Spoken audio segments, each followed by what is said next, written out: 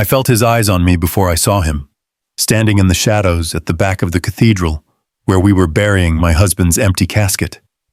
Gary had died in a yacht explosion 3 weeks ago. His body never recovered, and yet someone at his funeral was staring at me like they knew something I didn't. When I turned to get a better look, the figure vanished. My phone buzzed with a message from an unknown number. "Your husband's death wasn't an accident, and you're next." Now pause for a second. I need you to understand how I got here, how a girl from Newark ended up at a billionaire's funeral being threatened by ghosts. My name is Erica Zajac. 3 years ago, I was a grant writer making $48,000 a year. Then Gary Zajac walked into the fundraising gala we were hosting. Dark hair with silver at the temples, eyes that commanded rooms. He bid $200,000 on a silent auction item worth $8,000. Then asked me to join him for the weekend. 3 months later, we were married. I thought I knew him. I was wrong. Because now I stood in St. Patrick's Cathedral, surrounded by CEOs and politicians, all crowding in to mourn a man they barely knew. The funeral was a spectacle. News vans lined Fifth Avenue for 3 blocks, photographers behind barricades, security checkpoints every 50 feet. Because even in death, Gary Zajac required protocols. Coleman opened my car door. Gary's head of security, former military, cold eyes that never missed anything. The cameras erupted, flashes like lightning, shouted questions I couldn't hear over the roaring in my ears. "Mrs. Zajac, how are you holding up? Erica, do you believe it was sabotage? Was your husband involved in anything illegal?" Coleman's hand on my back, guiding me up the cathedral steps, past the cameras, past the questions, into the cool, dim sanctuary. And here's where it gets worse. The cathedral was packed, every pew filled, people who'd probably never spoken to Gary in their lives. But they came anyway. Because that's what you do when a billionaire dies. You show up, you're seen, you pay respects to power. I walked down the aisle alone. My mother squeezed my hand as I passed her pew. Jasmine was there too, my best friend. Red eyes, tissues clutched in both hands. But I couldn't stop. I had to keep moving toward the front, toward the empty casket. They'd placed a photograph of Gary on top. Professional headshot. Navy suit. That slight smile that never quite reached his eyes. I stared at it, tried to reconcile that image with the man who'd held me at 2 a.m. The man who'd whispered, "You're the only real thing in my life." If you're thinking this doesn't feel real, you're absolutely right. I sat in the front pew, numb, hollow. The service started. A priest I'd never met spoke about Gary's life, got half the details wrong. Said he grew up in Pittsburgh. It was Philadelphia. Said he built his fortune in tech. It was shipping and logistics. No one corrected him. What did it matter? Then came the eulogies. A business partner named Richard spoke first. Talked about Gary's innovative vision and strategic brilliance, empty corporate phrases that meant nothing. A senator stood up next, droned on about Gary's charitable contributions, things I knew about, but had never seen him engage with personally too. I sat there listening, not listening. My mind was somewhere else, on that yacht, the Persephone, burning in the Mediterranean. Had Gary known it was coming? Had he had time to be afraid? Can you imagine? Sitting through your husband's funeral and not even having his body to bury? Then it happened. Halfway through the 4th eulogy, that sensation crawling up my spine, cold, electric, the feeling of being watched. I turned slightly, scanned the pews behind me, faces blurred together. Then I saw him, back of the cathedral, standing in the shadows near the last row. A man, tall, lean build, dark coat. His face was partially hidden, but he was staring directly at me. Not the casket, not the altar. Me. My heart kicked against my ribs. There was something about his posture, the way he stood perfectly still while everyone else shifted, the way his gaze locked onto mine even from 50 feet away, and then, recognition. Not his face, but his silhouette, familiar in a way I couldn't explain. Think about that. A stranger at your husband's funeral looking at you like he knows something you don't. I turned back around, tried to focus on the eulogy, but my skin was prickling, every nerve ending on high alert. Who was that? The eulogy ended. Organ music filled the cathedral. I stood with everyone else, turned back to look again. He was gone. The spot where he'd been standing was empty. I scanned the crowd. Nothing. He'd vanished. If you're thinking this is making your blood boil, let me know in the comments what you would have done. The service continued. Final prayers, closing hymn. But all I could think about was that figure in the shadows. I needed to find him. Coleman guided me toward the exit. Wait, I said. Mrs. Zajac, the car is... I need a minute. I pulled away from him, moved against the flow of people leaving, back toward where I'd seen the man standing. Maybe he was still nearby. I pushed through the crowd, reached the back of the cathedral. Empty. I walked to the side exit, pushed open the heavy wooden door. A courtyard. Gray stone. No one there. Looking for someone? I spun around. A woman stood behind me, 60-something, elegant in black. Yes. A man. Tall, dark coat. She shook her head. I didn't see anyone like that. Coleman found me 30 seconds later. Mrs. Zajac, we need to go. There was someone here. A man. He was watching me. Description? Tall, dark coat. I couldn't see his face clearly, but he felt familiar. Coleman's jaw tightened. I'll review the security footage. Right now, you need to get to the reception. The reception was at our penthouse. Catered. Bartenders. Staff passing trays of food I couldn't imagine eating. I stood near the window. Accepted condolences from people whose names I immediately forgot. Such a tragedy. He was so young. If there's anything we can do... Empty words. I nodded, said thank you, played the grieving widow. But inside I was screaming, because that man at the funeral had looked at me like he knew something, like he was trying to tell me something without words. Jasmine pulled me aside around 4 p.m. You need to eat something. I'm not hungry. Erica, you're shaking. Was I? There was someone at the funeral, I said quietly. A man, watching me. Security? No, someone else, and someone who felt important. Did you tell Coleman? He's reviewing footage. Coleman found me as the last guest left. I reviewed the footage. My heart started pounding. And? There's a gap in the footage from the rear entrance. 5 minutes. A gap? Technical malfunction. Or someone who knew how to create one. Let that sink in for a moment. You're saying someone deliberately disabled the cameras? I'm saying it's possible. Who would do that? Coleman hesitated. Mrs. Zajac, your husband had a lot of secrets. If someone wanted to observe you without revealing themselves, then they succeeded. I walked to the window, looked out at Manhattan. Millions of people. Any one of them could be the man from the cathedral. What do I do? I asked quietly. You wait.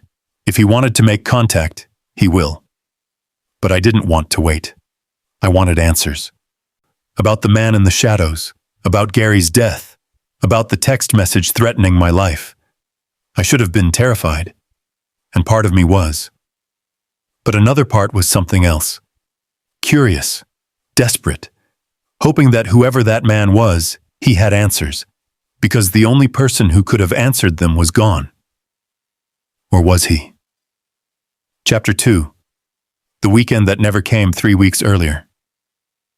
2:47. My phone vibrated on the nightstand. Gary's name lit up the screen. Pack for the weekend, I need you, just you. I stared at those words in the darkness. Gary hadn't been home in 11 days, and now he wanted me to drop everything and come to him.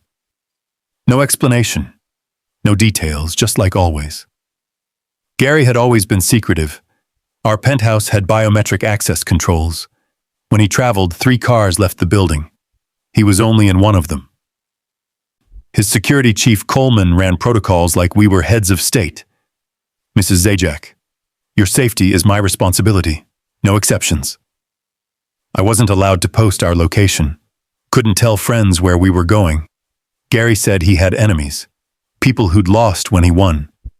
But he never told me who. Never told me what he'd done. I typed back. Where are you? 3 dots appeared. Disappeared. Appeared again. I'll send a car at 8 a.m. Pack light. No phone after you get in the car. No phone? Gary, what's going on? Please, Erica, just trust me one more time. One more time. Those 3 words lodged in my throat. Why did it sound like goodbye? The car arrived at exactly 8 a.m. Black SUV. Coleman stood beside it. Mrs. Zajac, your phone, please. I handed it over. Gary's instructions. We drove to Teterboro Airport. Private terminal. Gary's jet waited on the tarmac. Where's Gary? I asked. Mr. Zajac had to leave earlier than expected. He'll meet you at the destination. Which is? The Seychelles. Private island. 12,000 miles away. Gary was already gone. Already ahead of me. Already keeping me at arm's length. If you're thinking this feels wrong, you're absolutely right. The flight took 16 hours. I tried to sleep. Couldn't.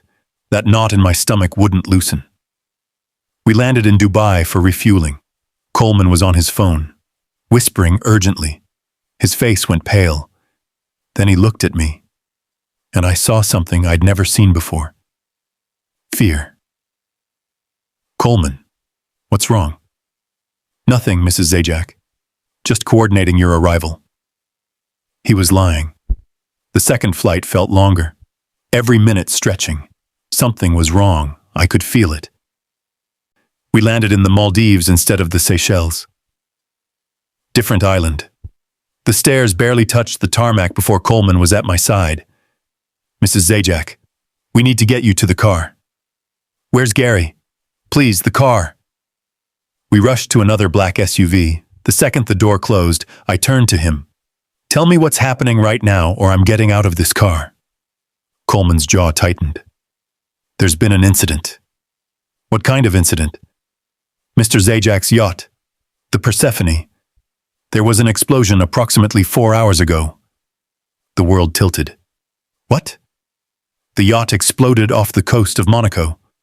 The Coast Guard is on scene. Is Gary okay? Was he on it? Pause for a second. The silence that followed was the longest 3 seconds of my life. They're still searching. But Mrs. Zajac, the explosion was catastrophic.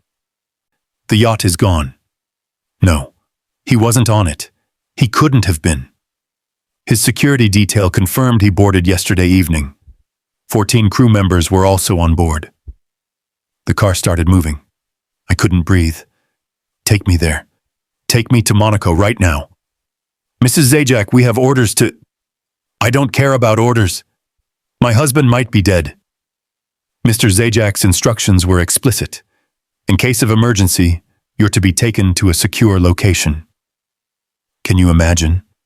Your husband potentially dying and being told you can't even go to him. Coleman handed me his phone. A news article. Billionaire CEO's yacht destroyed in massive explosion. There was a photo. The Persephone. Burning wreckage on dark water. My vision blurred. Mrs. Zajac, I need you to stay with me. But I was gone. The SUV pulled up to a resort. Coleman guided me inside a private villa. You'll be safe here. How long until we know? I don't know. I sat on the edge of the bed, stared at my hands. Time stopped meaning anything. Then Coleman came back. His face told me everything. The Coast Guard has called off the search for survivors. What does that mean? No distress calls were sent. No life rafts deployed. The debris field suggests no one could have survived. You don't know that. The heat from the explosion would have been— Stop!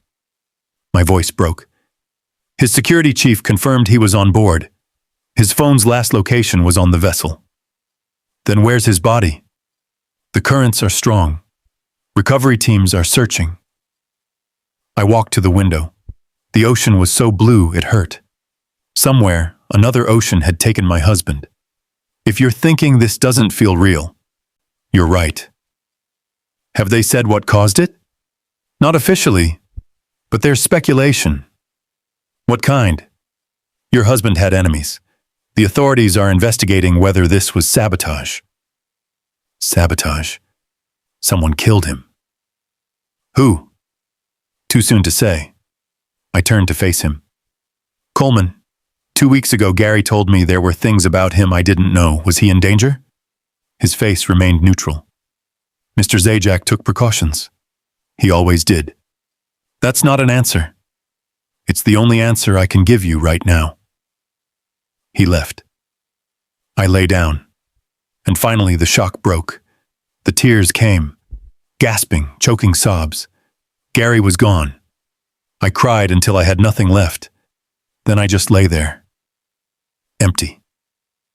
My phone buzzed. Wait. I didn't have my phone. But there was a phone on the nightstand.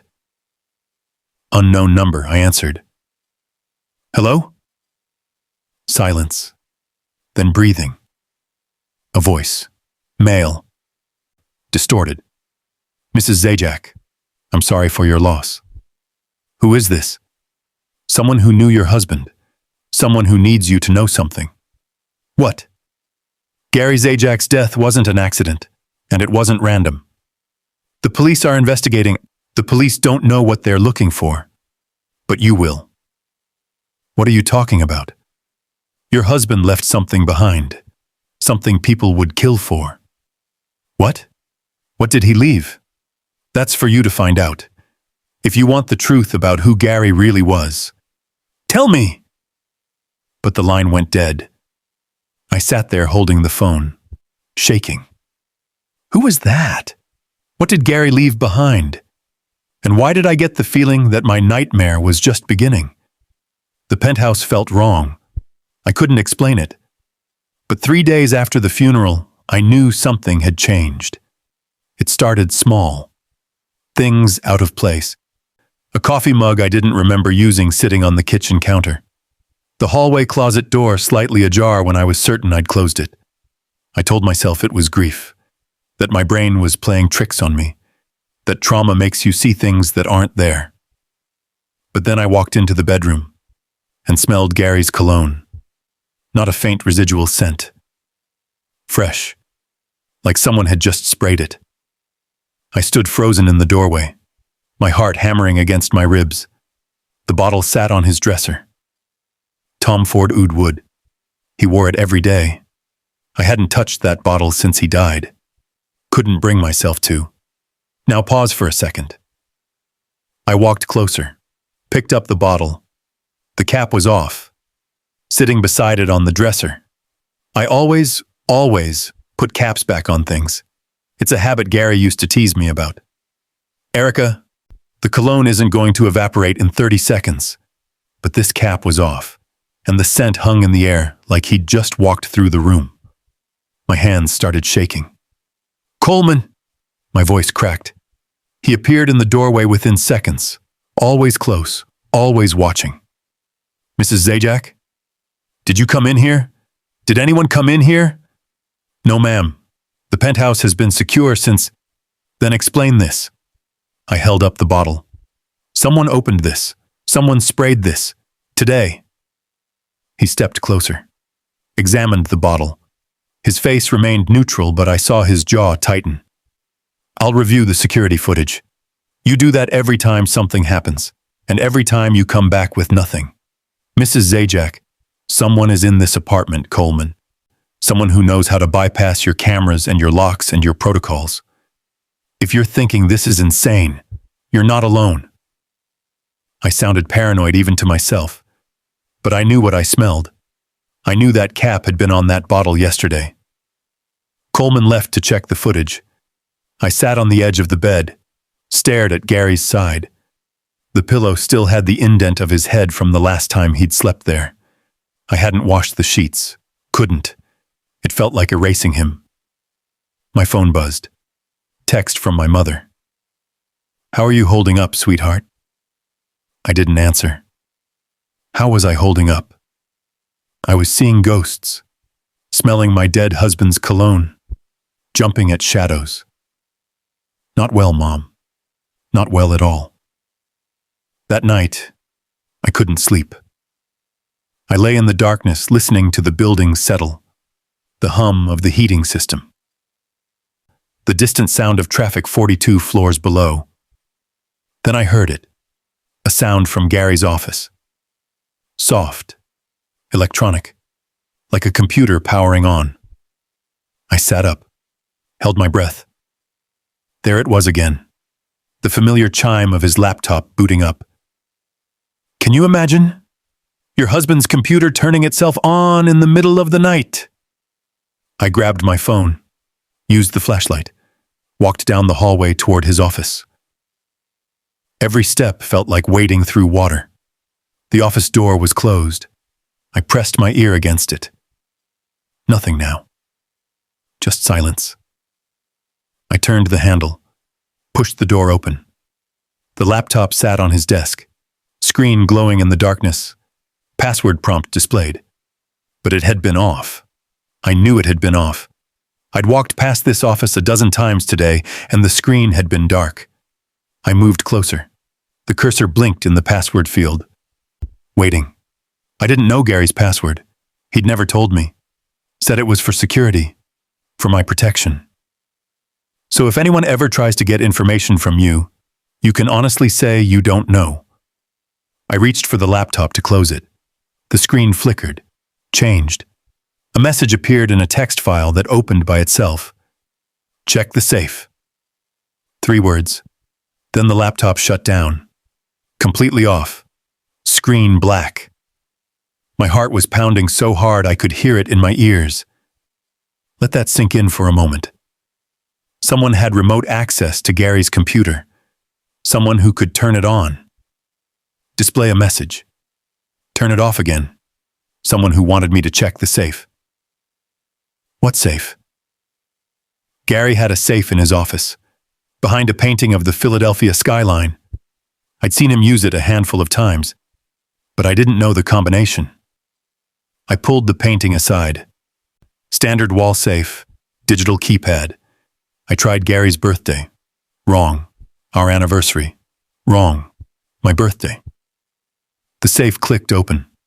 Inside were documents, passports, cash in multiple currencies, and an envelope, manila, unsealed.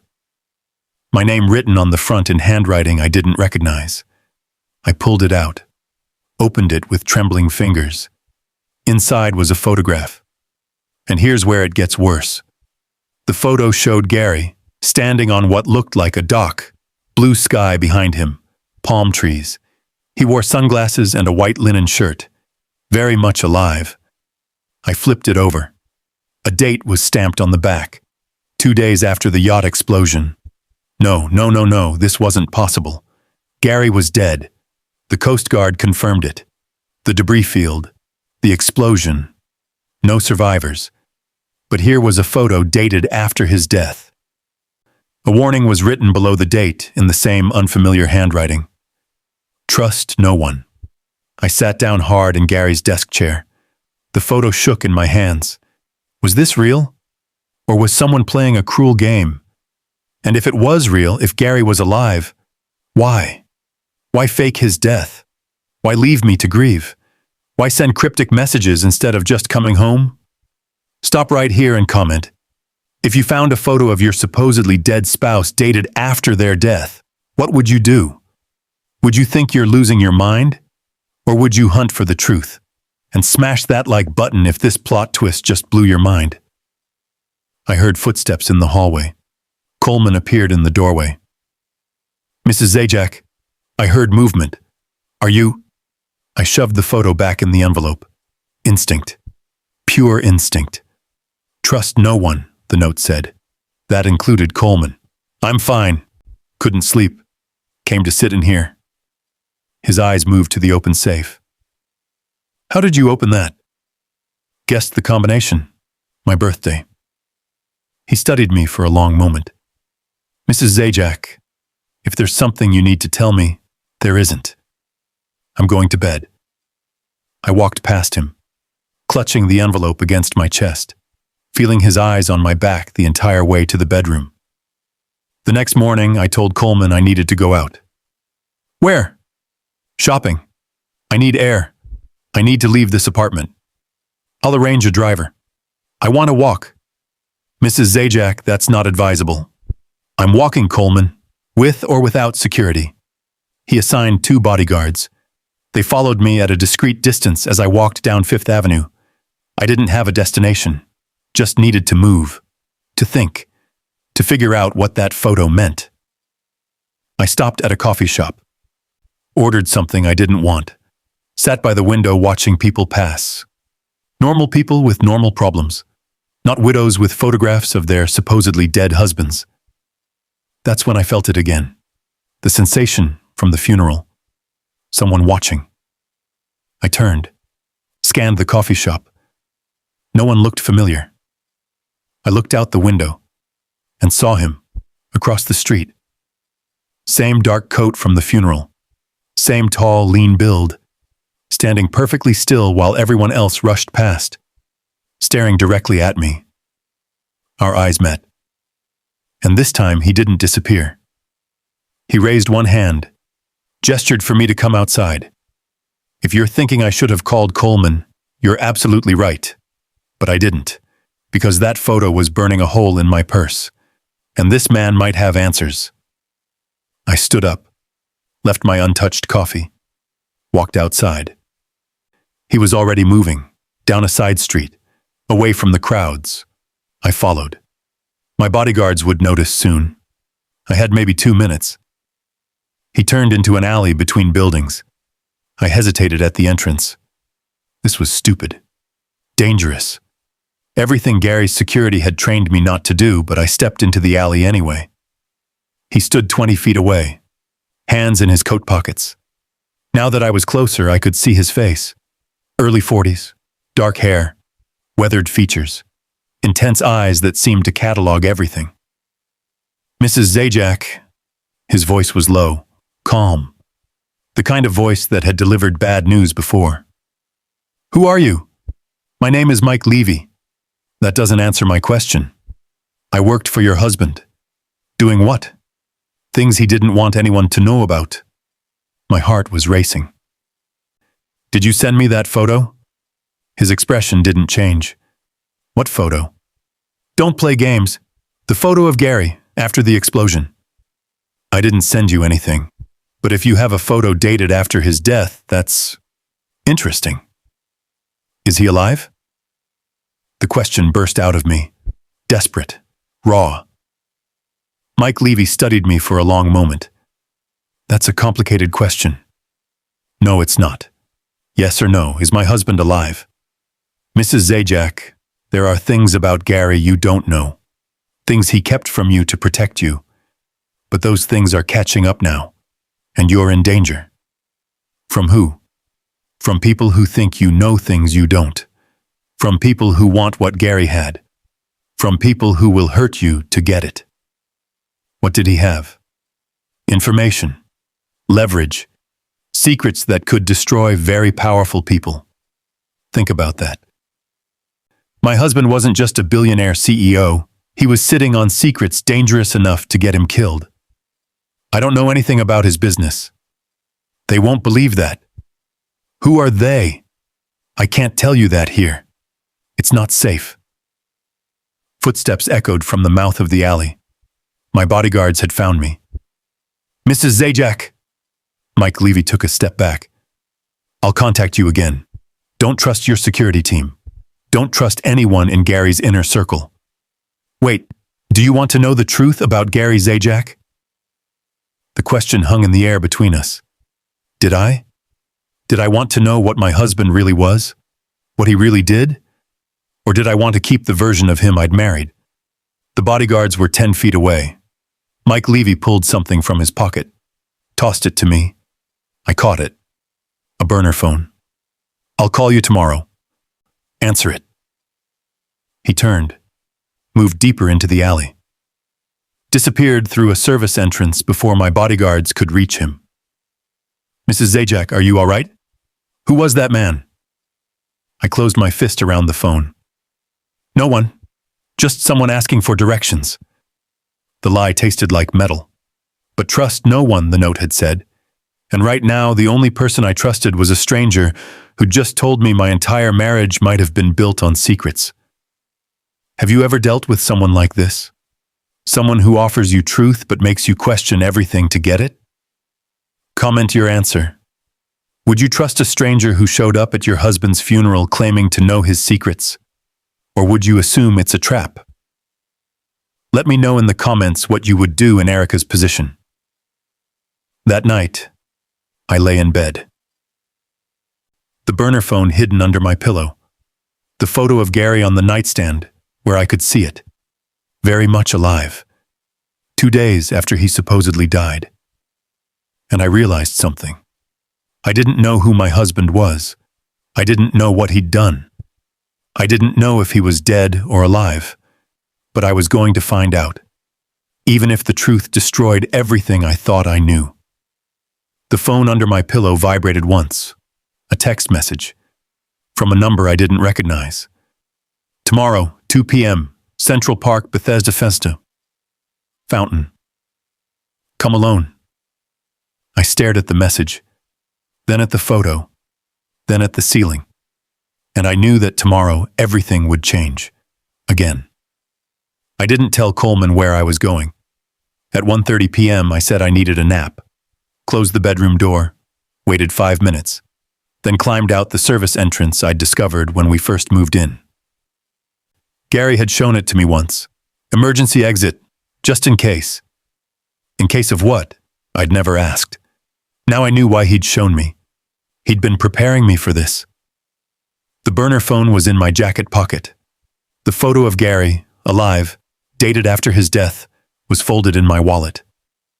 I walked fast, head down, took the subway for the first time in 3 years. The 6 train to 77th Street. Nobody recognized me without the designer clothes and security detail. Just another woman in jeans and a baseball cap. Invisible. Central Park was crowded. Tourists taking photos. Joggers weaving through pedestrians. Couples holding hands. Normal people living normal lives. I envied every single one of them. Bethesda Fountain appeared ahead. The angel statue rising above the water. I scanned the area, looking for Mike Levy's dark coat, his intense eyes. Then I saw him, not at the fountain, off to the side, standing near a hot dog cart like he was just another person buying lunch. Our eyes met. He tilted his head slightly, turned and walked toward the Ramble, the wooded area where paths twist and trees block out the city, where conversations can't be overheard. I followed, my heart pounding with every step. This was insane. Meeting a stranger in the woods, a man who claimed to know my husband's secrets. But what choice did I have? The official story, yacht explosion, no survivors, didn't match the photo in my wallet, and I needed to know which version was real. Mike stopped in a clearing, far enough from the main paths that we were alone, close enough that I could still hear distant voices. You came alone. His voice was quiet, approving. You said to. Good. Because what I'm about to tell you can't leave this conversation. Not to your security, not to anyone in Gary's company. Do you understand? I nodded. Say it. I understand. He studied me for a long moment, then pulled out a tablet from inside his coat. How much do you know about your husband's business? He ran Zajac Corp, 17 companies, shipping, logistics, some tech ventures. That's the public story, the version he told investors and reporters. What's the real story? Gary wasn't just moving cargo, Erica. He was moving information. I need you to understand something. The way Mike said information made it sound like contraband, like weapons, like something worth killing for. What kind of information? His maritime tech company developed a tracking system, called it Aqua Sentinel, supposed to monitor shipping routes, prevent piracy, improve logistics. I've heard him mention it. He was proud of that project. He should have been terrified of it. Mike swiped the tablet screen, brought up technical diagrams I didn't understand. Aqua Sentinel didn't just track ships, it tracked everything moving through international waters. Every vessel, every route, every cargo manifest. Gary's system could identify ships that weren't supposed to exist. Ghost ships? Exactly. Vessels running drugs, weapons, human trafficking. Ships owned by governments conducting illegal operations. Corporations dumping toxic waste in international waters. Gary's technology exposed all of it. Let that sink in for a moment. My husband had created something that could destroy powerful people. People who didn't want to be exposed. And these people found out? They knew from the beginning. Gary received warnings, threats, offers to buy the technology at 10 times its value. He refused everything. Why? Mike looked at me like I'd asked why the sky was blue. Because Gary Zajac didn't back down, ever. He thought he could control the situation, thought his money and security could protect him. But it couldn't. No, it couldn't. The trees rustled overhead. Somewhere a dog barked. Normal sounds in a conversation about murder. Show me the messages, I said. You said Gary sent encrypted messages before he died. Mike tapped the tablet. A messaging interface appeared. Encrypted chat logs, dated 2 weeks before the explosion. I recognized Gary's writing style immediately. Short sentences. Direct. No wasted words. Gary. They're inside the company. Unknown. How do you know? Gary. Security breach. Someone accessed Aqua Sentinel protocols. Not external hack. Internal. Unknown. Who? Gary. That's what I'm trying to find out, but I'm running out of time. Unknown. Get out. Disappear. I can arrange it. Gary. Not yet. Need to secure the data first. Make sure Erica is protected. My breath caught. He'd been thinking about me. Even then. Even when he knew he was in danger. Keep reading, Mike said quietly. Gary.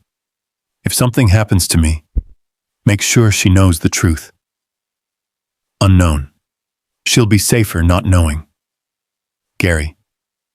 She deserves to know who she married. What I built. What I destroyed, trying to do the right thing. Unknown. Your choice. But Gary, be careful. These people don't leave witnesses. Gary. I know. That's why I'm implementing Clearwater. Clearwater. The protocol I'd seen in the folder on his desk. The one he'd hidden so quickly when I asked about it. What's Clearwater? My voice shook. Gary's contingency plan. His way out if things went wrong. And here's where it gets worse. Out means faking his death, creating a new identity, disappearing so completely that even his enemies would believe he was gone. The clearing tilted. I grabbed a tree trunk to steady myself. Are you telling me Gary is alive? I'm telling you that 2 weeks before the yacht explosion, your husband put a plan in motion to vanish. Whether he succeeded or whether someone killed him first, I don't know. That photo, the one dated after the explosion, did you take it? No, but if it's real, it means Clearwater worked. Can you imagine? Your husband potentially alive, having chosen to let you grieve, having chosen to disappear without telling you. The anger hit me like a physical blow. He let me think he was dead. Let me stand at that funeral to protect you. If Gary's enemies think you're the grieving widow who knows nothing, you're safe. If they think you're helping him or know where he is, I'm a target. Exactly. I paced the clearing, trying to process this. Gary alive. Gary dead. Both possibilities equally devastating. Who are you? I asked suddenly. Really? How did you know Gary? Mike hesitated. First time I'd seen him uncertain. I was corporate intelligence. Freelance. Gary hired me 3 years ago to investigate threats against his company. We found corruption, sabotage, people on his payroll working for his competitors. 3 years ago. That's when we got married. Yes. Did Gary marry me as part of some plan? Some cover? No. Mike's voice was firm. I was there when he met you. Watched him fall apart trying to figure out how to keep you safe while running a company that made him a target. He loved you, Erica. That was real. If you're thinking this is making your blood boil, let me know in the comments what you would have done. But he lied to me. About everything. He kept secrets. That's different. How? A lie is meant to deceive. A secret is meant to protect. That's a convenient distinction. Maybe, but it's true. I pulled the photo from my wallet, handed it to Mike. He examined it carefully. Where did you get this? Someone left it in Gary's safe, with a note that said, "Trust no one." His jaw tightened. Someone's playing games. Or someone's trying to help me. Those aren't mutually exclusive. He handed the photo back. The location in that photo is the Seychelles. I recognize the dock. Gary owned property there. Through a shell company under a different name. Take me there. What? If Gary is alive, if he's hiding there, I need to see him. I need to hear from his own mouth why he did this. Erica, that's exactly what his enemies want you to do. Lead them right to him. Then we'll be careful. We'll make sure we're not followed. There's no such thing as careful enough with these people. Think about that. Enemies so powerful that even trained intelligence operatives were afraid of them. I don't care. I need to know if my husband is alive. And if he is, I need to know why he left me behind. Mike studied me, then nodded slowly. All right. But we do this my way. My protocols, my timeline. You don't tell anyone. Not Coleman, not your mother, not your best friend. You disappear completely. For how long? As long as it takes. And if we go to the Seychelles and Gary isn't there? Then we follow the next lead, and the next, until we find him or confirm he's actually dead. The wind picked up. Leaves scattered across the clearing. I thought about the penthouse, the life I'd built with Gary, the version of him I'd known. All of it potentially a lie, or all of it potentially the only real thing in a world of secrets and danger. When do we leave? Tomorrow night. I'll send you instructions. Destroy the burner phone after you read them. What about Coleman? He'll notice I'm gone. Leave him a note. Say you need space, going to stay with your mother. Something believable. He won't believe it. He doesn't have to believe it. He just has to not look for you until we're already gone. Mike started to walk away, then stopped. Erica, there's something else you should know. What? The person who betrayed Gary, the insider who accessed Aqua Sentinel, we never found out who it was, which means they're still there, still in his company, still dangerous. Why are you telling me this? Because if Gary is alive and we find him, whoever betrayed him will try again, and next time they might come through you to get to him. He disappeared into the trees, left me standing alone in the clearing, the photo in my hand, a husband who might be dead, or might have abandoned me. A conspiracy I didn't understand, and a choice I had to make. Stay in New York, play the grieving widow, stay safe but never know the truth, or disappear into a world of secrets and danger. Chase answers that might destroy me, but at least I'd know. Have you ever dealt with someone like this? Someone who made you question everything you thought was real? I walked back through the ramble, emerged into the sunlight, took the subway home, climbed back through the service entrance. Coleman was waiting in the living room. "Nice nap, Mrs. Zajac?" His eyes said he knew I'd left. "Very restful, thank you." "Interesting, because I could have sworn I checked on you and you weren't there." We stared at each other. A test. A challenge. I went for a walk, needed air. Without security. Without security. That's not safe. Neither was marrying Gary Zajac, but I did it anyway. Something flickered in his expression. Respect, maybe, or concern. "Mrs. Zajac, if there's something you're planning." "There isn't. I'm just trying to survive each day. You understand that, don't you?" He nodded slowly. "More than you know."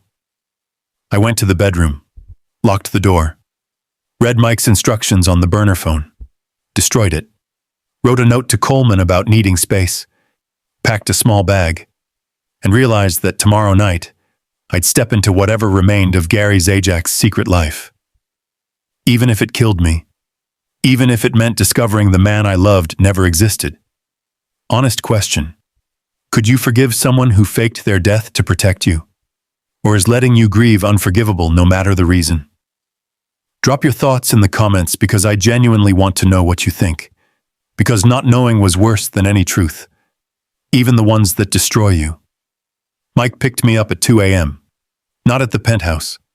At a diner in Queens I'd never heard of. He'd sent instructions to take 3 different cabs, pay cash, leave my real phone at home. Become a ghost. I did exactly as he said. Now I sat across from him in a booth that smelled like burnt coffee and old grease. "You ready for this?" he asked. "No, but let's go anyway." He slid a passport across the table. I opened it. My photo. Different name. Sarah Mitchell. "Who's Sarah Mitchell?" "You are, for the next 72 hours. I stared at the passport, at the stranger with my face, and realized I'd just stepped into Gary's world. The world of fake identities and secret lives. The world that might have gotten him killed. We flew to Geneva, private charter. 6 hours of silence broken only by the engines. Mike spent most of the flight on his laptop, encrypted files, banking records, things I couldn't see from my seat. "What are you looking for?" I finally asked. "Proof." "Of what?" "That Gary moved money before he died. That he set up escape routes. That Clearwater was real. And if you find it?" He looked up. His eyes were tired. "Then we know he planned this. Then we know he's out there somewhere." "Is that what you think?" "I don't know what I think anymore, Erica. I've been chasing Gary's secrets for 3 years. Every time I think I understand him, another layer appears. I need you to understand something. Mike wasn't just an investigator. He was obsessed. The way he talked about Gary. The way his jaw tightened when he mentioned the betrayal. This was personal for him too. We landed in Geneva at 7 a.m. local time. Gray sky. Cold wind off the lake. Mike rented a car under another fake name. Drove us to a bank in the old city. Stone building. Brass nameplate so discreet you'd walk past it. Banque Privée Rousseau. Gary had an account here? 3 accounts, under 3 different shell companies, totaling $47 million. Let that sink in for a moment. My husband had hidden $47 million in Swiss banks. Money I never knew existed. Money that could fund a new life, a new identity, a disappearance. If you're still watching at this point, you're the real MVP. We're about halfway through this story, and it's about to get even crazier. Make sure you're subscribed so you don't miss how this ends. Inside, a banker led us to a private room. Leather chairs, mahogany table, windows overlooking the lake. He brought files, account statements going back 5 years. As you can see, Mr. Zajac made his last deposit 6 weeks ago. $2 million transferred from a Cayman Islands account. 6 weeks ago, a month before the explosion. Any withdrawals since then? Mike asked. The banker hesitated. That information requires additional authorization. Mike pulled out a document. Power of attorney, signed by Gary, dated 3 years ago. The banker reviewed it, nodded stiffly. There was one withdrawal, 5 days after the yacht incident. $10 million, transferred to an account in Singapore. My heart stopped. 5 days after he died? After the explosion, yes. I looked at Mike. His expression was unreadable, but I saw his hands tighten on the armrest. Someone accessed this account after Gary's death, I said slowly. Either Gary himself, Mike replied, or someone who had his access codes. The person who betrayed him, maybe. We left the bank with copies of the statements, proof that someone, Gary or his killer, had moved money after the explosion. Proof that nothing about his death was straightforward.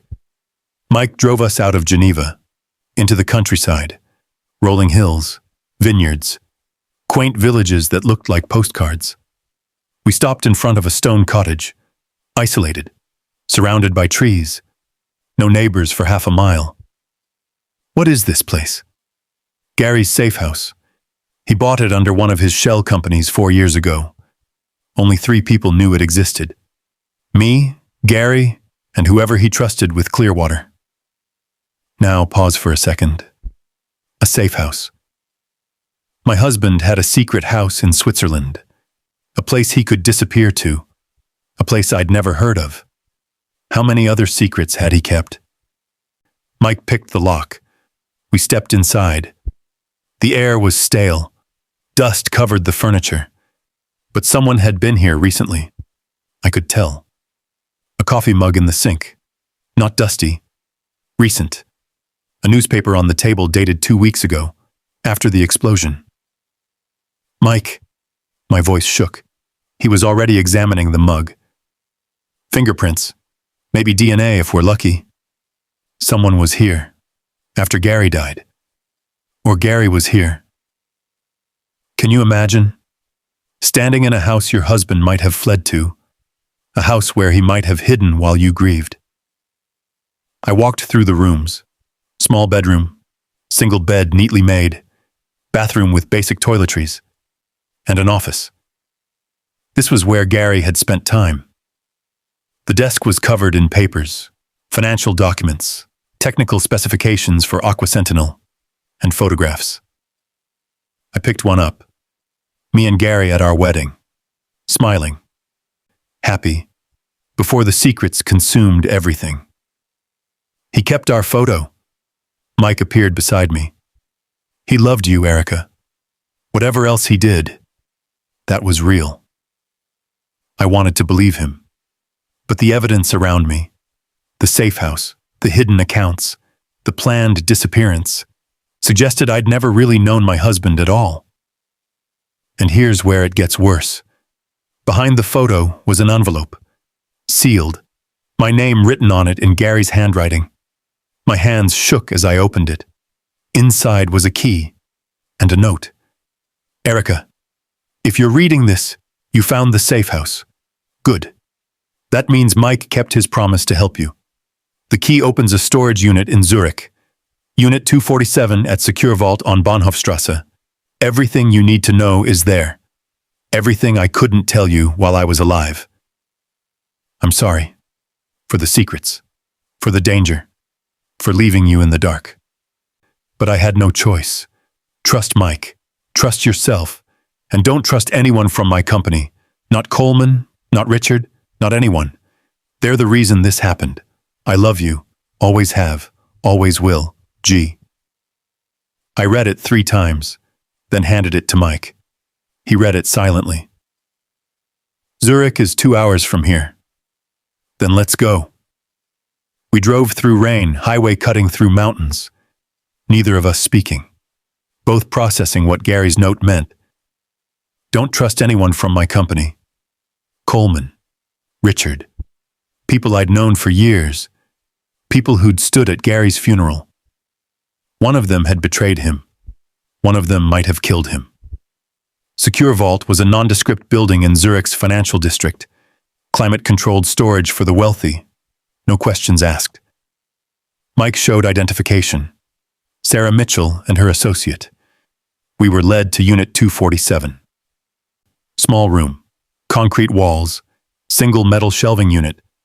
On it sat a lockbox, a laptop, and a phone. I used Gary's key. The lockbox opened. Inside were documents, corporate espionage reports, surveillance photos of people I recognized, executives from Zajac Corp, partners, board members, and lists, financial transactions linking them to Gary's competitors. Money changing hands, information being sold. Aqua Sentinel protocols traded like commodities. Oh my God, Mike was reading over my shoulder. This is documentation of the entire conspiracy. Gary was investigating his own company, building a case. Against who? He pulled out a photo. Richard Moss, Gary's business partner, the man who'd given a eulogy at the funeral, who'd called Gary his closest friend. Richard was selling Aqua Sentinel data to competitors. Look at these transfers. $3 million over 6 months. If you're thinking this is making your blood boil, let me know in the comments what you would have done. But there was more. Coleman's name appeared in the documents, not as a betrayer, but as an investigator. Gary had tasked him with tracking the security breaches. Coleman had found evidence pointing to Richard, and to 2 other executives whose names I recognized. Jennifer Yates, CFO, Marcus Webb, head of technology. All 3 had been at the funeral. All 3 had looked me in the eye and offered condolences. All 3 had betrayed my husband. Think about that. The people closest to Gary had sold him out, had created the circumstances that led to his death, or his disappearance. I picked up the phone. Burner model. Turned it on. One voice message saved. I pressed play. Gary's voice filled the small room. Erica, if you're hearing this, I didn't make it, or I'm running. His voice caught. I don't know which yet. I'm recording this 2 days before I'm supposed to meet you in the Seychelles. But I know something's wrong. Coleman found proof of the betrayal. Richard, Jennifer, Marcus, they've been selling Aqua Sentinel data for months. But it's worse than corporate espionage. They're working with people who traffic drugs, weapons, humans. People who can't afford to have their shipping routes exposed. People who will kill to protect their operations. Pause. I'm implementing Clearwater tonight. I'm disappearing, making them think I'm dead so they'll stop looking for the technology, stop threatening you. I wanted to tell you. God, I wanted to tell you everything. But Mike convinced me that your grief had to be real, that if you knew I was alive, they'd see it. They'd use you to find me. His voice broke. I'm so sorry, Erica, for the secrets, for the lies, for making you a widow when I'm still breathing. But this is the only way to keep you safe, the only way to take them down without putting you in the crosshairs. I love you more than you'll ever know. And if I survive this, if Clearwater works, I'll come back for you. I promise. Wait for me. Please. Wait for me. The message ended. Silence filled the storage unit. I stood there, tears streaming down my face. Gary was alive. He'd faked his death. He'd let me grieve. But he'd done it to save me, to protect me from the people who'd betrayed him. Mike's hand touched my shoulder, gentle, grounding. Erica, he's alive. Gary's alive. Maybe that message doesn't tell us where he went, or if his plan worked. But the money, the transfer from Geneva 5 days after the explosion, that was him. Or someone with his access codes. I turned to face Mike. Really looked at him for the first time since this started. The exhaustion in his eyes. The stubble on his jaw. The way he'd stayed by my side through all of this. Why are you helping me? He looked surprised by the question. Because Gary asked me to. Before Clearwater. He said if anything happened to him, I needed to make sure you found the truth. That's it? Professional obligation? Something flickered in his expression. I've spent 3 years watching you from a distance. Security briefings. Threat assessments. Making sure Gary's enemies didn't touch you. You're not just a client to protect anymore, Erica. You're... He stopped, looked away. I'm what? Someone I don't want to see hurt. Not by Gary's secrets, not by his enemies, not by any of this. The air between us felt charged, dangerous. I was a widow, or I wasn't. Gary was dead, or he wasn't. And Mike was looking at me like I was more than just a mission. If you're enjoying this story, make sure you're subscribed so you don't miss what happens next. We need to find him, I said quietly. Gary, we need to find him and make him explain all of this. Agreed. But first, we need to deal with Richard and the others. They're still looking for Aqua Sentinel, still dangerous. If they find out you're investigating, then we make sure they don't find out. Mike smiled. First real smile I'd seen from him. You're starting to think like Gary. Is that a compliment? I'm not sure yet. We left Zurich with Gary's evidence, proof of corporate betrayal, names of conspirators, and a plan forming between us. We couldn't go to the police. Too slow. Too many opportunities for Richard to cover his tracks. We needed to handle this ourselves, the way Gary would have. On the flight back to New York, I made a decision.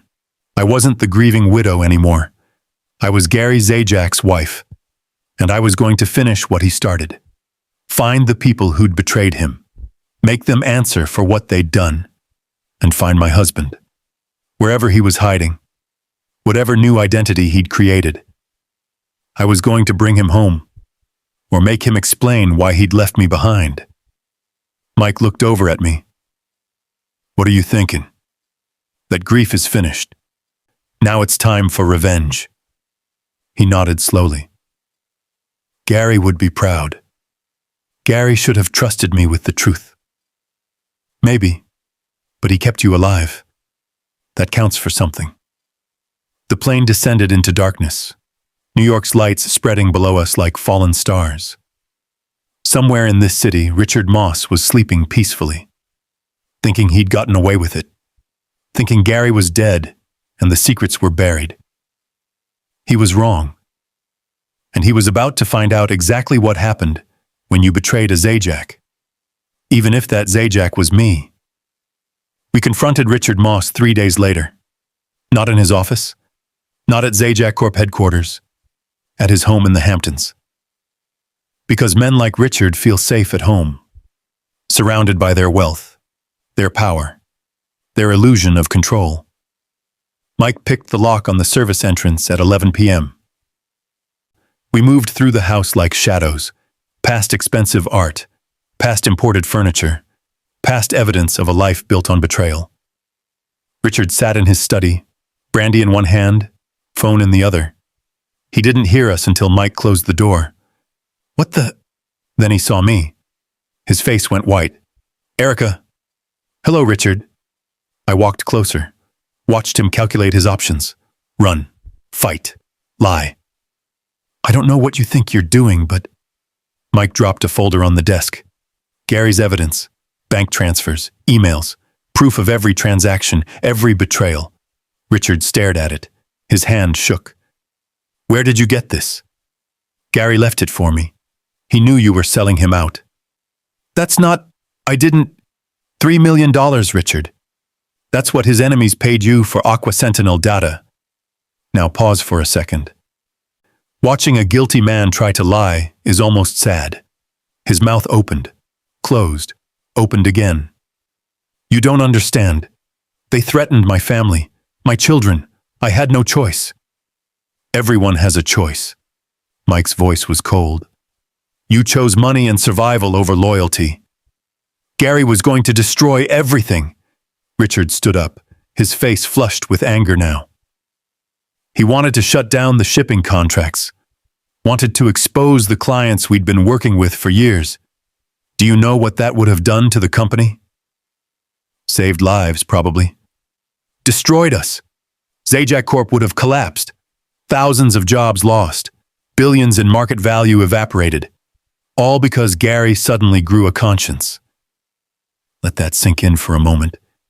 Richard genuinely believed he was the victim, that saving the company justified working with criminals. When did they approach you? I asked. 2 years ago, after Gary started developing Aqua Sentinel's tracking capabilities. They knew it would expose their operations. They wanted to buy the technology.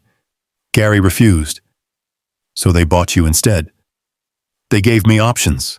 Cooperate or watch my family die. What would you have done? Told Gary. Gotten protection.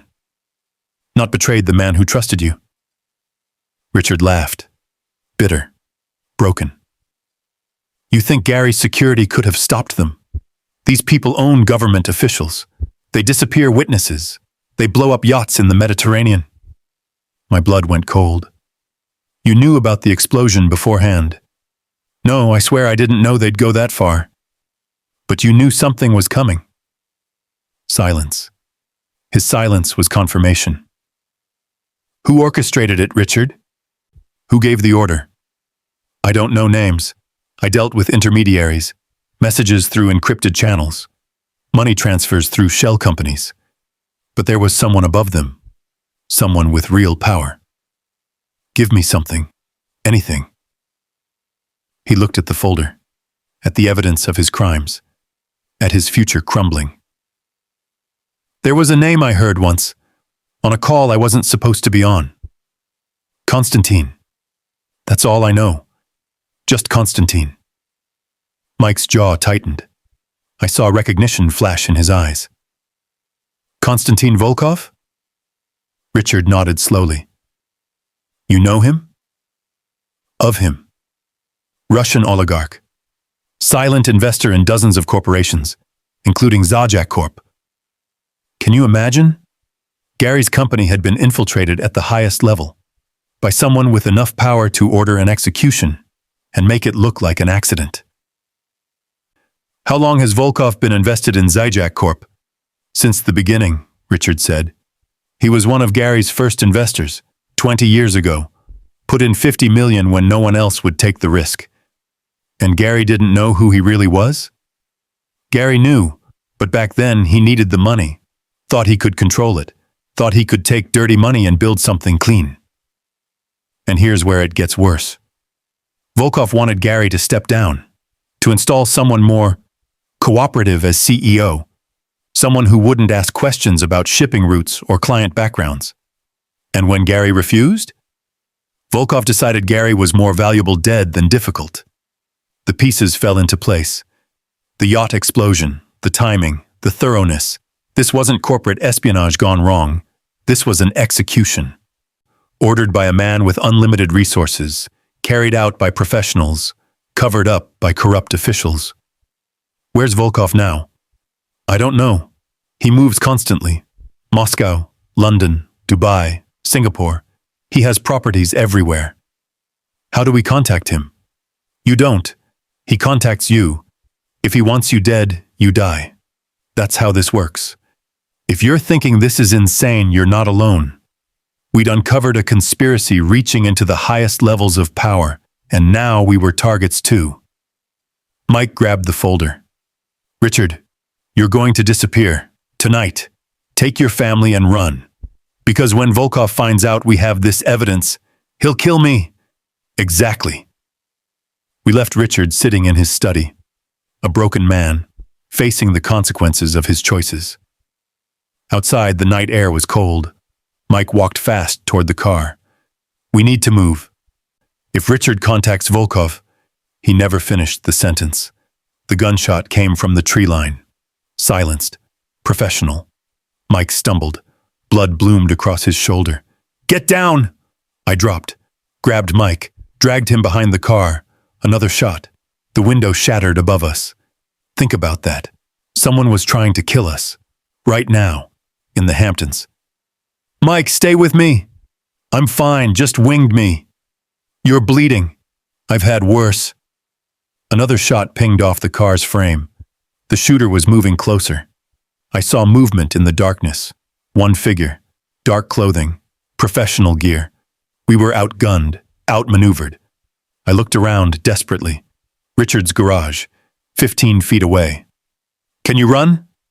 Not fast enough. I made a decision. Pulled Mike's phone from his pocket. Found the emergency alert. Pressed it. What are you doing? Calling every cop in a 20-mile radius. Sirens erupted from the phone. Loud. Piercing. A fake police alert designed to scare off attackers. It worked. The shooter hesitated. Looked toward the road. Calculating whether the sirens were real. I used that moment. Pulled Mike to his feet. Half carried, half dragged him to the garage. Found the door unlocked. Got us inside. Locked it. The shooter fired twice more, but we were behind concrete walls now. Safe, for the moment.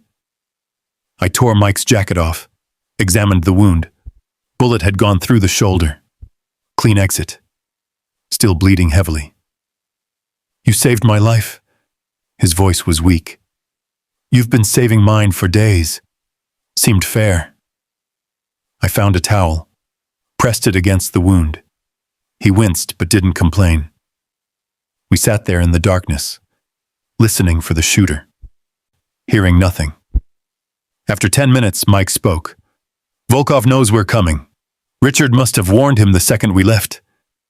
Or Volkov has been watching us all along. Either way, we're exposed. And Gary's still out there somewhere. Injured. You said the evidence suggested. I nodded. The medical supplies in the safe house. The recent newspaper. Gary was alive, but hurt, hiding. The Singapore transfer, I said suddenly. $10 million 5 days after the explosion. That wasn't just Gary moving money. That was him buying help. Medical care, new identity, safe passage. Where would he go? Mike thought for a moment. Somewhere Volkov wouldn't expect. Somewhere off the grid. He pulled out his phone, pulled up a map. The Seychelles property. The one in the photo. It's not just a house, it's a private medical facility. Gary set it up 3 years ago, officially for conservation research. But it has a full surgical suite. Everything needed for emergency medical care. He's there. Maybe. Or he was there and moved on. We need to go, now. Erica, if we go to the Seychelles, Volkov will follow. We'll lead him right to Gary. Then what do we do? Leave Gary hiding forever? Let Volkov win? Mike looked at me. Really looked at me. I need to know something. If we find Gary, if he's alive and he tells you everything, the lies, the reasons, the choices he made, can you forgive him? I didn't answer immediately, because I didn't know. The man I married had deceived me, had faked his death, had let me grieve. But he'd done it to save me, to protect me from men like Volkov. I need to see him first, need to look him in the eyes. Then I'll know. And us? The question hung in the air. Us, Mike and me, thrown together by tragedy, connected by danger, feeling things we shouldn't feel. There is no us until I know if there's still a Gary. He nodded, understood. But I saw the hurt in his eyes. Sirens. Real ones this time. Someone had called the police about gunshots. We need to leave before they question us, Mike said. We slipped out the back of the garage, found Mike's car 2 blocks away, drove back to the city in silence, both processing what we'd learned. Volkov, the silent partner, the man behind everything, the one who'd ordered Gary's death, and who now wanted us dead too. Back at the hotel, Mike had rented under a fake name. I bandaged his shoulder properly. He'd lost blood but would survive. Tomorrow, he said. We fly to the Seychelles. We find Gary. We end this. And if Volkov's people are waiting for us, then we fight. Together. I sat on the edge of the bed, exhausted, terrified, but also certain. I was going to find my husband. I was going to make him answer for what he'd done, and I was going to make Volkov pay for trying to destroy us. My phone buzzed. Unknown number. I almost didn't answer, but something made me pick up. Hello? Static. Then a voice, weak, familiar, impossible. Erica, it's me. Gary, my husband. Alive. Gary? I'm sorry. For everything. But you need to stop looking for me. Where are you? It doesn't matter. What matters is that Volkov knows you're investigating. He'll kill you. He'll kill Mike. You need to disappear. Not until I see you. Not until you explain. There's no time for explanations. Just trust me. One last time. Let me go. Save yourself. No. Erica, I'm coming for you, Gary. Whether you want me to or not. And when I find you, you're going to tell me everything. Every lie. Every secret. Every reason you thought it was okay to make me a widow when you were alive. Silence. Then a sound that broke my heart. Gary crying. I love you. I never stopped. But loving you doesn't mean I can protect you from this. Then we'll protect each other. Tell me where you are. Another pause. Longer this time. The Seychelles. The medical facility. Come alone. If Volkov's people follow you, they won't. Erica, if you come, there's no going back. You'll be part of this. Forever. Are you sure? Was I? Was I ready to step fully into Gary's world of secrets and danger? To become someone who ran from oligarchs and lived in shadows? Or should I let him go? Grieve properly. Move on, live a normal life. The choice was mine. And I knew exactly what I was going to do. The Seychelles medical facility wasn't what I expected. Not a gleaming hospital. Not a luxury retreat. An abandoned coastal warehouse on the edge of Mahé Island. Rusted metal siding. Broken windows covered with plywood. Overgrown vegetation hiding it from the main road. The perfect place to disappear. Mike and I arrived at dawn. The sky bleeding pink and orange over the Indian Ocean. Beautiful. Peaceful. Completely at odds with the dread coiling in my stomach. This is it? I asked. According to Gary's coordinates, yes. We'd flown commercial under fake names, taken 3 different taxis, made sure we weren't followed. But standing here now, looking at this derelict building, I wondered if we'd made a terrible mistake. If Volkov's people were waiting inside, if this was a trap. Mike pulled a gun from his jacket. Stay behind me. No, if Gary's in there, he needs to see me first. Erica, he's my husband, Mike. This is my risk to take. I walked toward the warehouse, each step feeling like moving through water, my heart hammering so hard I could hear it. The main door was chained shut, but there was a service entrance on the side, slightly ajar, fresh scratches on the lock. Someone had been here recently. I pushed it open. The smell hit me first. Antiseptic, blood, decay. The interior was dark, sunlight filtering through cracks in the walls, revealing makeshift medical equipment, hospital bed, IV stands, monitoring equipment. This wasn't just a hiding place, this was where someone had been recovering. Gary? My voice echoed in the empty space. Nothing. Gary, it's me. It's Erica. Movement from the back of the warehouse. A door opening. Footsteps. Slow. Labored. Then he appeared. Now pause for a second. I need you to understand what I saw. This wasn't the Gary Zajac who'd left our penthouse 6 weeks ago. This was a ghost. Thin. So thin his clothes hung on him. His face gaunt. beard grown in uneven patches, bandages visible under his shirt. But his eyes were still Gary's, still the ones that had looked at me across a fundraising gala and changed my entire life. Erica, his voice broke, and so did I. You son of a bitch! The words came out like a scream. All the grief, all the anger, all the nights I'd cried into his pillow. You let me think you were dead. You let me stand at your funeral and accept condolences from people who betrayed you. You let me bury an empty casket while you were here. I had no choice. Everyone has a choice. I was across the room before I knew I was moving. My hands against his chest, pushing him. He stumbled back, winced. The wound. He was still healing. You chose to leave me. You chose to fake your death. You chose secrets over trust. I chose your life over mine. His voice was quiet, broken. Volkov would have killed you, was going to kill you. The only way to stop him was to give him what he wanted. My death, my technology, my company. You should have told me. Should have let me help. How? By putting you in danger? By making you complicit in Clearwater? By turning you into a target? Gary's legs gave out.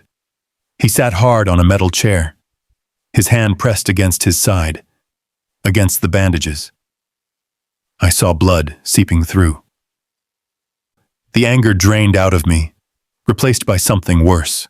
Fear. You're bleeding. It's fine. Just reopened when It's not fine. Nothing about this is fine. I knelt in front of him, pulled his shirt up. The wound was bad. Surgical incision across his ribs. Infected. Not healing properly. What happened? The explosion wasn't meant to kill me. Just looked like it did. But there was a complication. Shrapnel. Caught my side. Mike's contact got me out. But I needed surgery. Mike knew? Gary looked past me, to where Mike stood in the doorway, gun still drawn, watching the perimeter. Mike helped me plan Clearwater. He was supposed to keep you safe, keep you away from all this. I turned to Mike. Our eyes met, and I saw the guilt there. You knew he was alive, this whole time. You knew. No, Mike's voice was firm. I knew the plan. I didn't know if it worked, not until 3 days ago when Gary made contact. And you didn't tell me? I was under orders. Gary said, Gary doesn't get to give orders anymore. My voice echoed through the warehouse. Let that sink in for a moment. The two men I'd trusted most had both lied to me, had both decided I couldn't handle the truth. I told Mike to keep you away, Gary said quietly, to protect you, to make sure you stayed out of Volkov's crosshairs. But he didn't listen, Mike said, because you deserved to know, because watching you grieve was... He stopped, looked away. Was what? I demanded. Unbearable. The word hung in the air, heavy with meaning. Gary looked between us, understanding dawning on his face. You care about her. Not a question. A statement. Mike didn't deny it. I kept her safe. That's what you asked me to do. And fell for her in the process. Gary, it's fine. I'm dead, remember? For all intents and purposes. I made myself dead. I can't be angry at what happened after. Can you imagine? My supposedly dead husband giving permission for feelings I wasn't even sure existed. Nothing happened, I said. Nothing. We were just surviving, Mike finished. That's all. But his eyes said differently, and Gary saw it. Erica. Gary reached for my hand. I'm so sorry. For all of it. For the secrets. For the pain. For making you believe I was gone. But Volkov, the window exploded. Glass everywhere. Mike hit the ground. Down! I grabbed Gary, pulled him behind a concrete support pillar. Another window shattered. Gunfire. Automatic weapons. Professional. They found us! Gary gasped. How? Doesn't matter. We need to move. Now. Mike crawled toward us, blood running down his face from flying glass. Back exit. Through the medical bay. Go! We ran, Gary leaning heavily on me. His breathing labored, the wound bleeding more with every step. Behind us, the main door crashed open, voices shouting in Russian. Volkov's people. Here. Right now. Mike fired twice, covering our retreat. Keep moving! We burst through the medical bay. Supplies scattered everywhere from Gary's recovery. Another door at the back, leading to the water. There's a boat, Gary said. Hidden in the cove, keys under the console. Can you make it? I have to. We ran, out into blinding sunlight, down a rocky path to the water. Gunshots behind us, shouts. Mike appeared, running backward, firing at the warehouse, buying us seconds. The boat was small, fishing vessel. Old but functional. I helped Gary in. He collapsed in the bottom, blood pooling beneath him. Mike jumped in last. I started the engine, pulled away from the dock just as Volkov's men reached it. Bullets hit the water, pinged off the boat's hull. One shattered the windshield. But we were moving, away from the island, away from the warehouse, away from everything. I drove blind. No idea where I was going. Just away. Mike was on his phone, calling someone, shouting coordinates.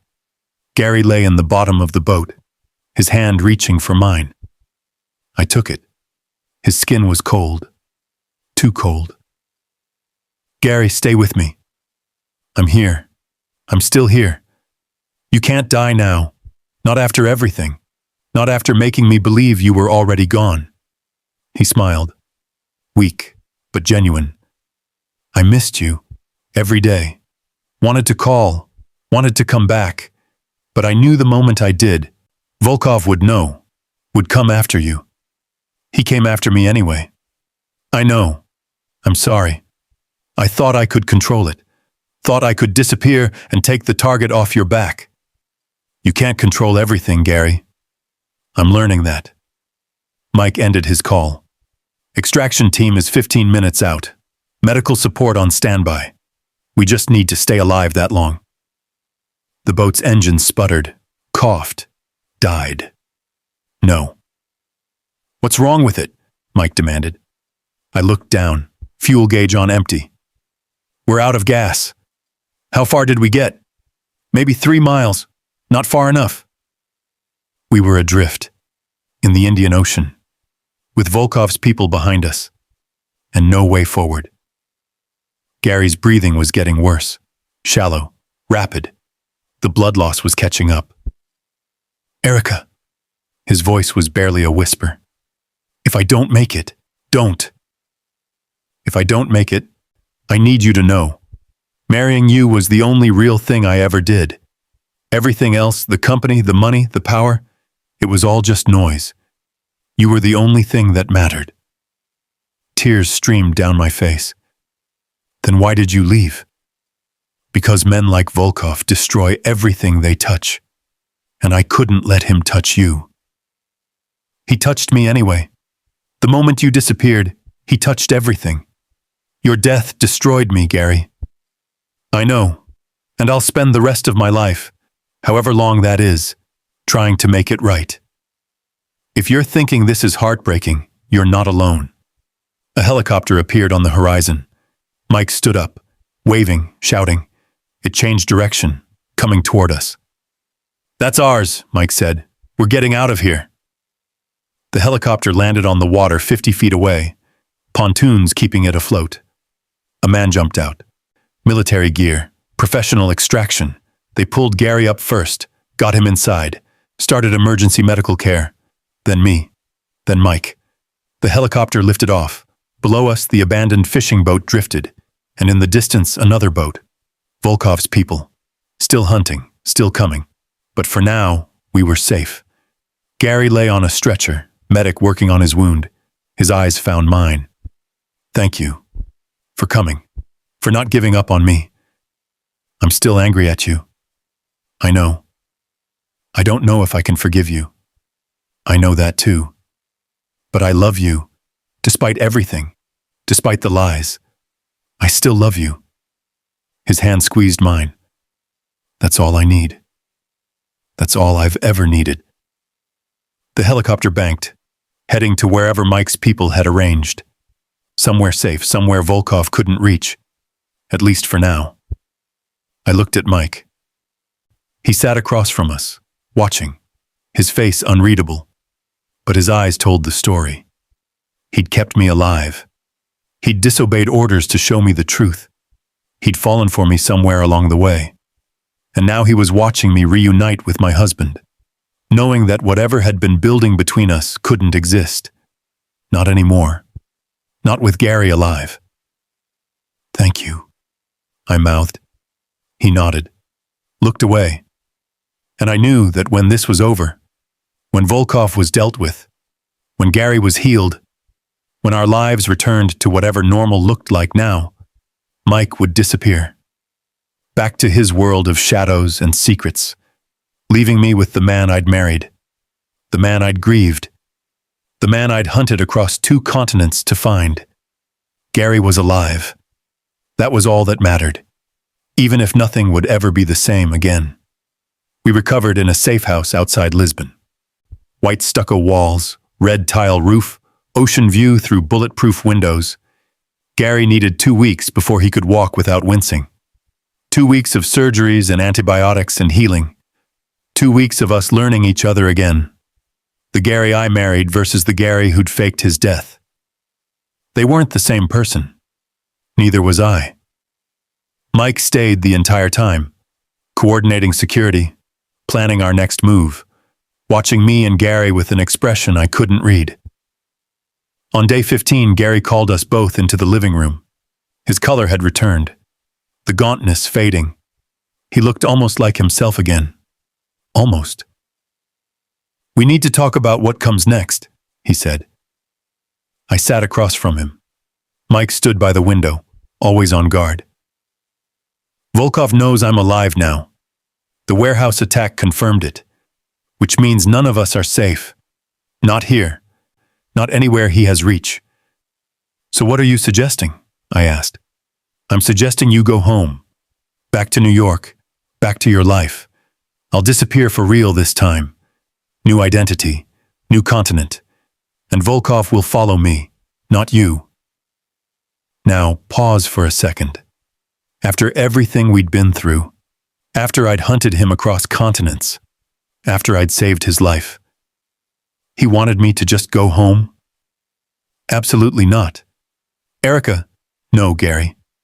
I didn't spend 6 weeks grieving you, investigating you, and nearly dying for you just to walk away now. I'm trying to protect you. You tried that already. Remember how well it worked? If you're thinking I was done being protected, you're absolutely right. Gary looked at Mike. Help me here. Mike shook his head. She's right. Separating now would just create 2 targets instead of 1. Volkov would use her to find you anyway. So what do we do? Gary's frustration was clear. I stood up, walked to the table where Mike had spread out all of Gary's evidence. Financial documents, surveillance photos, encrypted communications, years of proof documenting Volkov's criminal empire. We expose him, all of it, every crime, every connection, every politician and executive on his payroll. We release everything simultaneously to every major news organization in the world. That's suicide, Gary said. The moment we do that, Volkov will come for us with everything he has. He's already coming for us. But if we release the evidence publicly, killing us won't make it go away. It'll just confirm everything we said was true. Mike moved closer, studying the documents. It could work, if we time it right. If we disappear the moment it goes public. If we have new identities ready and extraction routes planned. That's a lot of ifs, Gary said quietly. Better than the alternative, running forever, looking over our shoulders, waiting for Volkov to find us. Let that sink in for a moment. We were planning to take down a Russian oligarch, a man with unlimited resources and no conscience, a man who'd already tried to kill us twice. But what choice did we have? I'll need 3 days to prepare, Mike said. New passports, verified extraction routes, safe destinations Volkov won't expect. And the evidence release? I asked. I have contacts, journalists who can't be bought out. They'll publish simultaneously. No chance for Volkov to suppress it. Gary looked at me. Really looked at me. If we do this, there's no going back. Your old life. Your friends, your mother. You'll have to leave all of it behind. I know. You'll be fugitives, living under false names, always moving, always hiding. I know that too. Why? Why would you choose that over safety? I knelt in front of him, took his hands. Because I already lost you once, and it destroyed me. I'm not losing you again.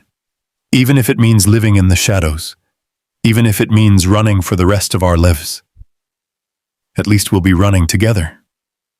His eyes filled with tears. I don't deserve you. Probably not. But you're stuck with me anyway. He pulled me close, held me like he'd never let go. And for the first time since the funeral, I felt whole. Mike cleared his throat. I'll get started on the arrangements. He left us alone. Gary and I sat there on the floor, two people who'd been torn apart and forced back together by violence and secrets. I'm still angry at you, I said quietly. I know. The lies, the deception, letting me grieve, that's going to take time to forgive. I'll spend the rest of my life earning that forgiveness. Good. Because you owe me about 1,000 explanations. He laughed. First real laugh I'd heard from him. Where do you want to start? Start with why you married me. Was any of it real? Or was I just convenient cover for your secret life? His smile faded. Erica, the night I met you at that gala, I was planning my exit strategy from Volkov. I was building evidence. I was preparing to expose him and disappear. And then I saw you across the room, and every plan I'd made stopped mattering. I don't understand. I fell in love with you in about 30 seconds. Watching you organize that event, watching you care about people, watching you be genuine in a room full of people performing. You were real. And I'd spent so long in a world of lies that real felt like oxygen. Can you imagine? Hearing that the moment you thought was chance was actually fate. So you married me. I married you because loving you made me want to be better. Made me want to actually take down Volkov instead of just running from him. Made me believe I could build something clean, even though I'd started with dirty money. But then you left me anyway. Because Volkov found out. About the evidence, about my plans. And he made it clear you were the leverage he'd use. So I had to choose. Keep you and let him control me. Or let you go and destroy him. You chose wrong. I know. I should have trusted you, Should have brought you into the plan. Should have let you decide your own level of risk. Yes, you should have. We sat in silence. The ocean visible through the window. Portugal's coast stretching endlessly. When this is over, Gary said, when we've exposed Volkov and we're living under new names in some small town somewhere, will you still want to be with me? Ask me then, after I've had time to process all of this. Fair enough. But I squeezed his hand, because the answer was already yes. The next 3 days were chaos. Mike coordinating with journalists, preparing data drops, setting up anonymous releases. Gary and I went through every document, making sure nothing could be traced back to innocent people, making sure every claim was documented, making sure Volkov's empire would crumble when this went public. On the morning of day 3, Mike came to us, his face serious. It's ready. Everything is ready, but there's a problem. What problem? Gary asked. The release needs to come from a verified source, someone credible, someone whose name will make news organizations pay attention. Use mine, Gary said. I'm supposed to be dead. Coming back from the dead to expose corruption? That's a hell of a story. Mike shook his head. Using your name puts you directly in Volkov's crosshairs. He'll hunt you forever. He's already hunting me. Not like this. This would be personal. This would be making him look weak in front of every criminal organization he does business with. He'd never stop. Think about that. Exposing the truth meant accepting a target on our backs for life. Then what do you suggest? I asked. Mike took a breath. I'll do it. I'll release everything under my name. Corporate intelligence investigator exposes international crime syndicate. It's credible. It's newsworthy. And it takes the heat off you two. Mike, no. My voice was sharp. That's suicide. It's the only way. You two disappear. I take credit. Volkov comes after me instead of you. And then what? You spend the rest of your life running from assassins? I've been running from something my whole life. At least this time it'll be for a good reason. Gary looked at him, understanding passing between them. You're doing this for her. Not a question. Mike didn't deny it. I'm doing it because it's right. But yes, I want her safe, both of you safe, and this is how we make that happen. If your blood is boiling right now, mine was too. I won't let you sacrifice yourself for us. It's not your choice, Erica. It's mine, and I've already made it. He handed Gary a USB drive. New identities, bank accounts, extraction route. Everything you need is on there. Memorize it and destroy it. Then he turned to me, his eyes holding mine. Take care of each other. Build the life you deserved, and don't waste it on regret. Mike, it's okay, really. Watching you two together, seeing Gary come back from the dead for you, that's the kind of love people spend their whole lives searching for. Don't throw it away. He left before I could argue. 6 hours later, the news broke. Every major outlet simultaneously. Corporate investigator exposes international crime syndicate billions in illegal operations linked to Russian oligarch evidence, reveals corruption reaching highest levels of power. Mike's face was everywhere. His name on every headline. He'd given interviews to 3 different journalists, on camera, on record, making himself the target, saving us. Gary and I watched from a car heading to the airport. New passports in our pockets, new names, new lives. He loved you, Gary said quietly. I know. Do you love him? I thought about it, really thought about it. I loved who I became when I was with him, strong, capable, able to handle the truth. But I love you, Gary. Despite everything, despite the lies. I love you. Even though Mike would be safer? Simpler? Safe and simple isn't what I want anymore. I want real, complicated, true. That's you. He kissed my hand. We drove in silence to the airport, boarded a plane to Argentina under our new names. Sarah and David Mitchell, married couple relocating for work. No one looked twice at us. We were invisible now. By choice, by necessity, by survival. If you're enjoying this story, hit that like button. Let me know it resonated with you. Somewhere over the Atlantic, Gary fell asleep, his head on my shoulder, his breathing deep and even, healed, alive. Mine. I thought about the woman I'd been 6 weeks ago, Erica Zajac.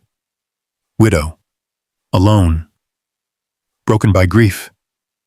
She didn't exist anymore. That version of me had died when I discovered Gary was alive, been reborn when I chose to run with him. The plane descended into Buenos Aires, morning sun breaking over the city, our new home, our new beginning. Gary woke as we landed. You ready for this? I looked at him, the man who'd died for me. The man who'd come back. The man I'd chosen over safety and normalcy. I've been ready since that first text message at 2:47 a.m. when you said you needed me. Just me. Full circle. back to where it started, but everything different now. We collected our bags, walked through customs. Sarah and David Mitchell. No one stopped us. No one knew who we really were.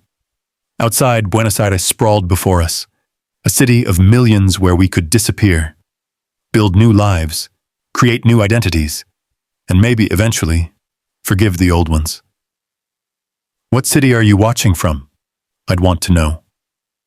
Drop it in the comments. Gary took my hand. Thank you for not giving up on me. Thank you for coming back, even if you did it the most complicated way possible. I'm a complicated man. I'm learning that. We walked into the city. Two ghosts starting over, changed by fire, bonded by secrets, uncertain of what came next. But together, and that was enough.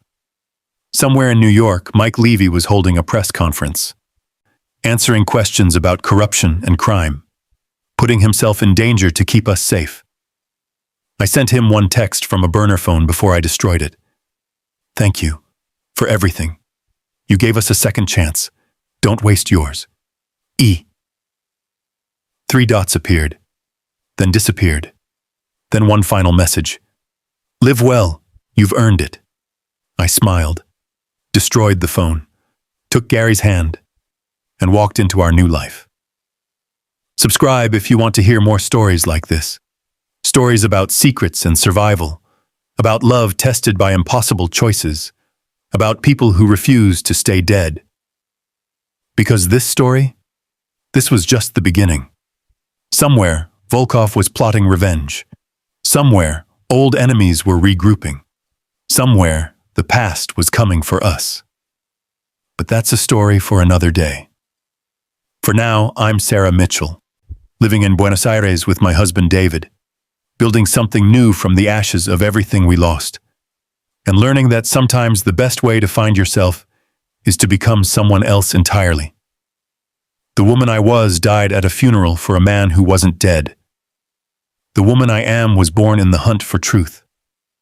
The woman I'll become? That's still being written, one day at a time, one secret at a time, one survival at a time, and I can't wait to see who she becomes. If this story kept you on the edge of your seat, do me one huge favor. Hit that subscribe button if you haven't already. I create stories like this every single week, but the algorithm only shows them to people who engage. So comment below with your biggest takeaway from this story. What moment hit you the hardest? Like this video if you want to see more stories about love, betrayal, and survival. And share this with someone who loves a good thriller. They'll thank you for it. One last thing. What city are you watching from? I love seeing where my audience is tuning in from, so drop your location in the comments. Thanks for spending time with me today, and I'll see you in the next story.